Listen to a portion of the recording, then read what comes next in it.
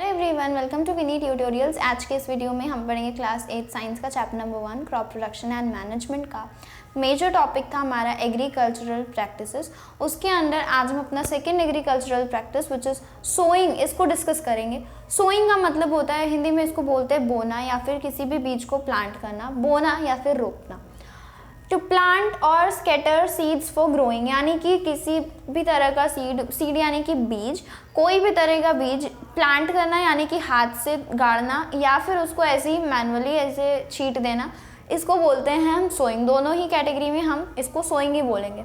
फिर before sowing, अब ये तो हमारा हमने पिछले वीडियो में देखा था प्रिपरेशन ऑफ सॉइल कैसे होती है, क्यों होती है, सब कुछ हमने जाना।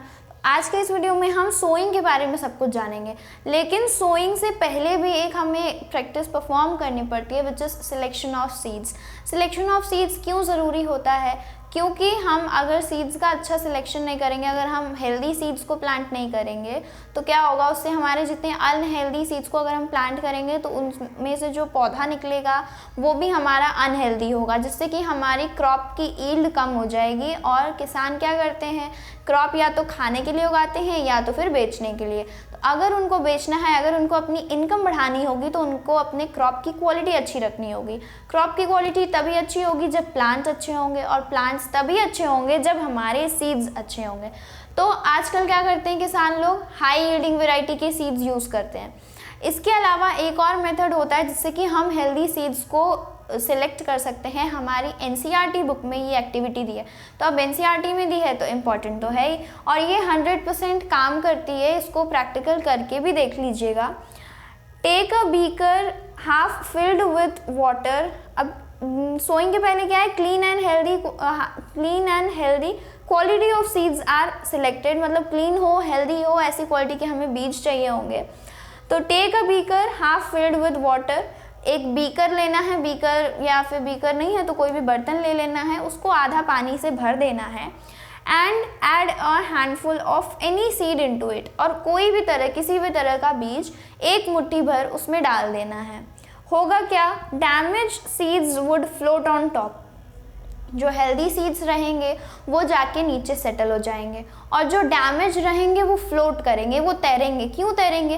क्योंकि वो तो डैमेज रहेंगे। डैमेज कैसे हो सकते हैं, या तो उनको कीड़े मकोड़े खा चुके होंगे, खाने से क्या होगा, वो अंदर खाली हो जाएंगे, वो अंदर हॉलो हो जाएंगे, वो खोखले रहेंगे, और लाइट वेट की वजह से वो पानी के ऊपर तैरेंगे। तो इससे क्या करना है, हमें जो बीज ऊपर तैरेंगे उनको सेलेक्ट नहीं करना है। जो बीज हमारे नीचे सेटल हो गए जाके बॉटम पे, उनको हम सिलेक्ट करेंगे फॉर प्लांटेशन। तो अब हमने बीज भी सिलेक्ट कर लिया कि कैसे, किस तरह के बीज को बोना है। अब हम देख लेते हैं कि सोइंग की प्रोसेस कितनी होती है, किस तरह से हम बीज को ज़मीन में डाल सकते हैं। मेथड्स फॉर सोइंग, दो तरह के मेथड के बारे में हम पढ़ेंगे। पहला है ट्रेडिशनल मेथड और फिर है मॉडर्न मेथड। ट्रेडिशनल टाइम में, मतलब ट्रेडिशनल मेथड में पुराने टाइम में दो तरह से प्लांट किया जाता था सीड को।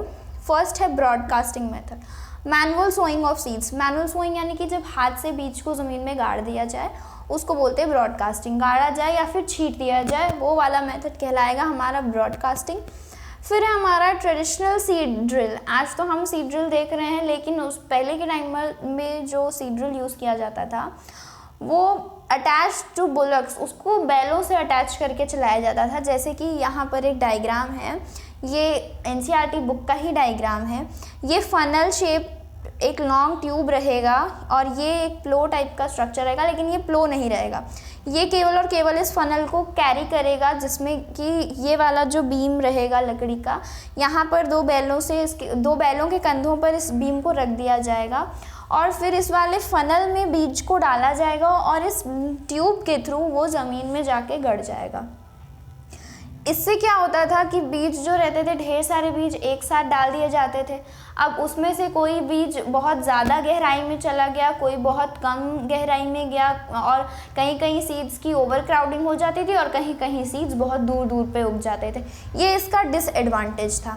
लेकिन अब मॉडर्न मेथड में हम यूज़ करते हैं सीड ड्रिल। ये आज का सीड ड्रिल है जो कि अटैच टू अ ट्रैक्टर, वो ट्रैक्टर से अटैच रहता है। ये पूरा जो सेटअप रहेगा वो एक ट्रैक्टर से अटैच रहेगा। इसमें फनल जैसा तो रहेगा ही जैसे इसमें था, साथ ही साथ ये ट्यूब भी रहेगा, लेकिन इस ट्यूब से अटैच और छोटे छोटे स्मॉल ट्यूब्स रहेंगी, जिससे क्या होगा, हम अगर यहाँ से बीज डालेंगे तो बीज जो रहेंगे वो सारे ट्यूब्स में इक्वली डिवाइड हो जाएंगे और इक्वल डेप्थ पे जाके लग जाएंगे। इससे क्या होता है, प्रॉपर डिस्टेंसिंग रहेगी सीड्स की और एग्जैक्ट जो भी अप्रोप्रिएट डेप्थ रहेगी वहाँ पर लग जाएंगे। सबसे ज़्यादा डिसएडवांटेज होता था ब्रॉडकास्टिंग मेथड का। इससे क्या होता था, हाथ से जब बीज छींट दिए जाते थे तो कुछ बर्ड्स बीज को खा जाएंगे, जिससे कि क्या होगा, हमारी जो सीड रहेगी उसके नंबर में कमी हो जाएगी। उससे क्या होगा, प्लांट्स भी कम हो जाएंगे। और ये भी ज़रूरी नहीं था कि प्लांट बड़े हेल्दी ही निकलेंगे, क्योंकि हम जब बीज छींटते हैं तो वो सॉइल के अंदर नहीं जाते हैं, वो ऊपर ही रह जाते हैं और क्या पता कोई एनिमल खा जाए, कोई बर्ड खा जाए। तो सबके अपने अपने एडवांटेजेस और डिसएडवांटेजेस भी हैं।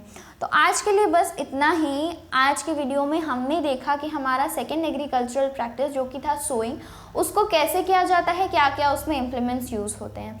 अगले वीडियो में हम पढ़ेंगे एडिंग मैन्योर्स एंड फर्टिलाइजर्स, जो कि है हमारा third agricultural practice. So please like, share and subscribe to my channel and feel free to ask in the comment section if there is any doubt. Thank you very much.